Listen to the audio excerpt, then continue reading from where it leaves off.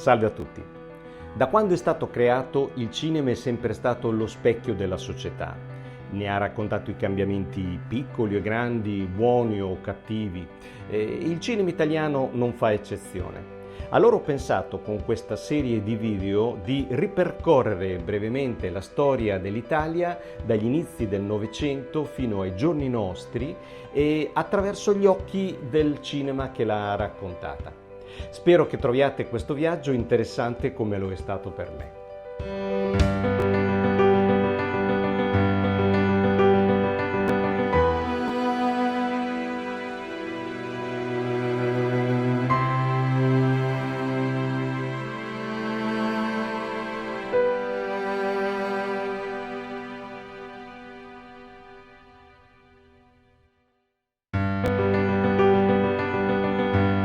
Da quando Roma è diventata capitale d'Italia sono passati 150 anni. Da quando il primo film italiano è stato realizzato ne sono passati 115. Entrambi iniziano con lo stesso episodio, la breccia di Porta Pia.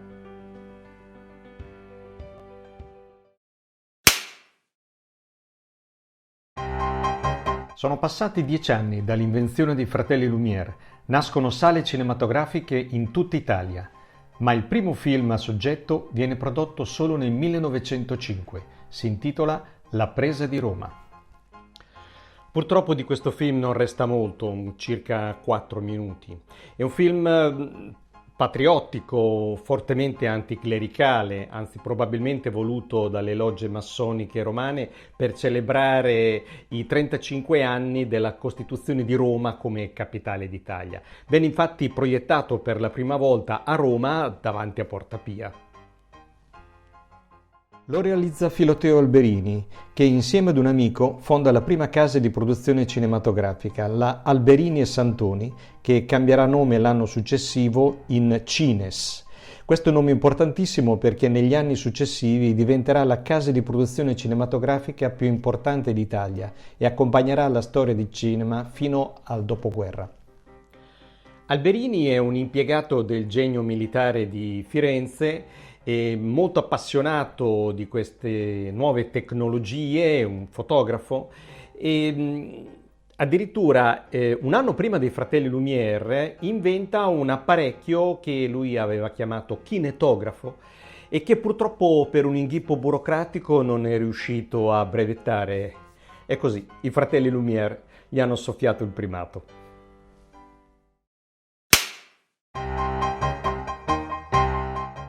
Nel 1908 viene prodotto a Torino, che fino alla crisi del primo dopoguerra diventerà la capitale del cinema italiano, Gli ultimi giorni di Pompei, di Arturo Ambrosio e Luigi Maggi.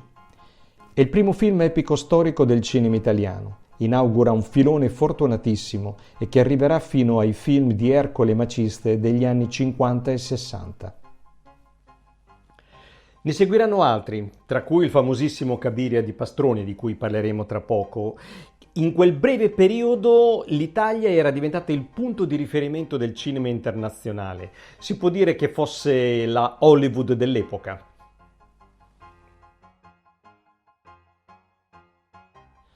La crescita del nuovo business è tumultuosa, ci si buttano in tanti speculatori avidi di guadagno, senza professionalità, solo alla ricerca del profitto immediato.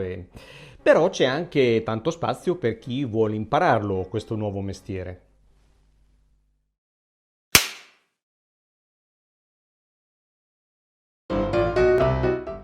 Ma il cinema italiano non è fatto solo di melodrammi e colossal epico-storici.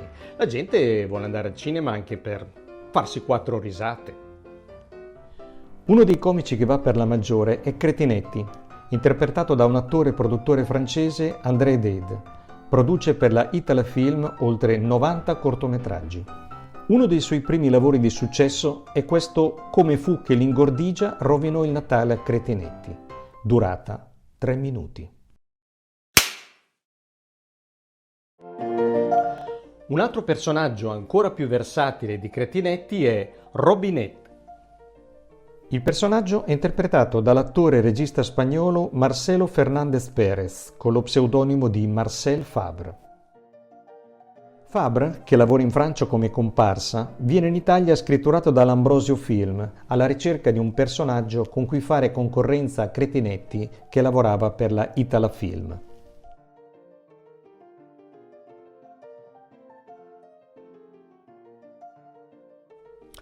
Per alcuni anni i due comici si contendono il primato della popolarità. La comicità dell'epoca era di bocca buona, ma infatti non ha resistito all'usura del tempo.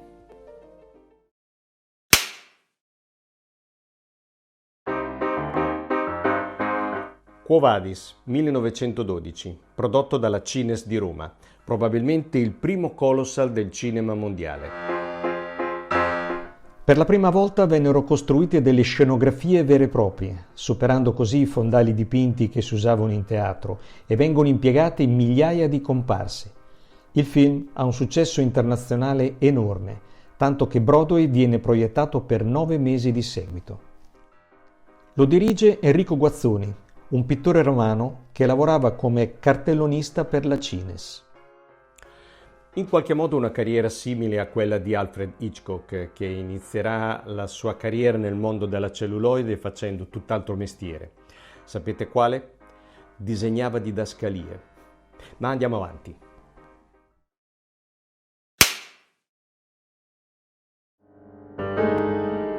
E con questo film nasce la prima diva del cinema italiano, Lida Borelli. Lida Borelli, già famosissima attrice di teatro, diventerà famosa per le sue pose enfatiche che diventeranno uno stile di recitazione standard anche per altre attrici. Anzi, i critici coniaranno proprio il termine Lida Borellismo proprio per descrivere questo particolare stile recitativo.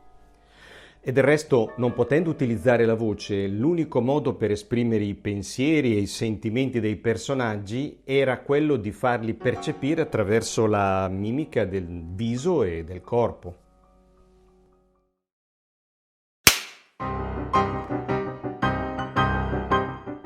Ed eccoci a Cabiria. Fu uno dei più grandi colossal dell'epoca, certamente il film più famoso del cinema delle origini. Lo dirige Giovanni Pastrone per la Italafilm di Torino. Pensate che durava 2 ore, una durata enorme per quell'epoca. Alla sua sceneggiatura pare abbia collaborato anche Gabriele D'Annunzio, che però non volle apparire nei titoli. Probabilmente non voleva danneggiare la sua immagine.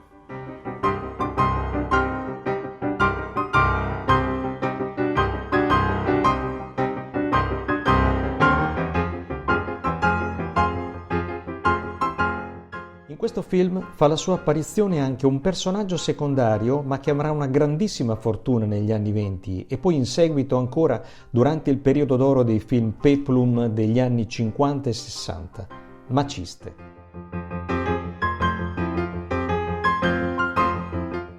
Lo interpreta Bartolomeo Pagano, uno scaricatore di porto di Genova che con la sua stazza aveva il perfetto physique du rôle.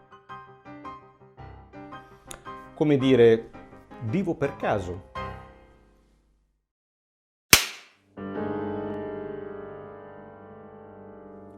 Assunta Spina, interpretato ma anche co-diretto da Francesca Bertini.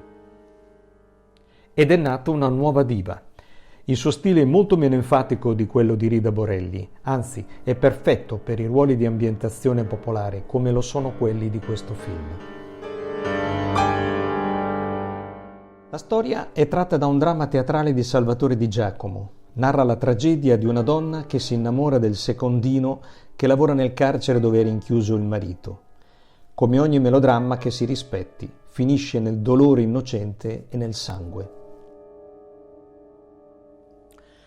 I film proiettati fino a questo periodo erano storie un po' lontane dalla realtà di tutti i giorni. Si trattava o di melodrammi epico-storici o storie d'amore ambientate in ambienti antolocati. Qui invece abbiamo un dramma di ambientazione popolare e questo facilita tantissimo la identificazione del pubblico, che in gran parte è costituito dagli strati più popolari.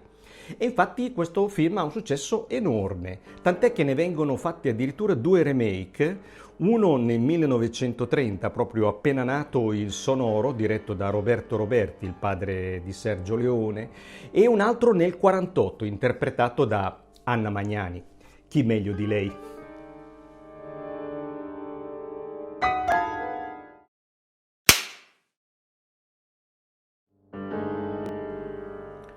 Siamo nel 1917. Nel panorama culturale italiano si affaccia un nuovo movimento, il futurismo.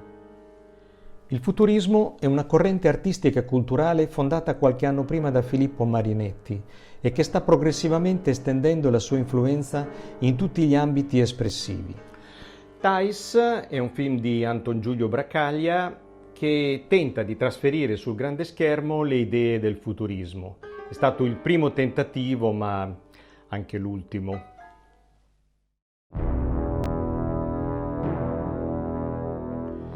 Ma il mondo ormai stava cambiando. Il 23 maggio 1915 l'Italia era entrata in guerra e nulla, anche nel cinema, sarebbe più stato come prima. La Grande Guerra porta con sé anche la morte del cinema italiano. Ormai la gente ha ben altre preoccupazioni che quella di andare al cinema. Gli incassi crollano vertiginosamente, le società di produzione falliscono una dopo l'altra, soprattutto quelli che durante l'epoca d'oro non avevano investito realmente nella filiera produttiva. Nonostante questo, i produttori continuano a riproporre sempre gli stessi soggetti, le trasposizioni letterarie, drammi epico-storici, storie d'amore e di ambientazioni altolocate, che sono ormai lontani dal gusto della gente. E questa crisi di creatività affliggerà purtroppo il cinema ancora per un decennio, fin quasi alle soglie del sonoro. E siamo giunti così alla fine di questa prima tappa del nostro viaggio. Nel prossimo video vedremo il ventennio fascista e come il cinema, grazie all'avvento del sonoro e ai grandi investimenti del regime, riesca a risollevarsi dalla sua crisi e a ripresentarsi sulla scena internazionale. Grazie per avermi seguito fino in fondo. Se il video vi è piaciuto mettete un like qui sotto, se avete qualche commento scrivetelo, vi risponderò al più presto.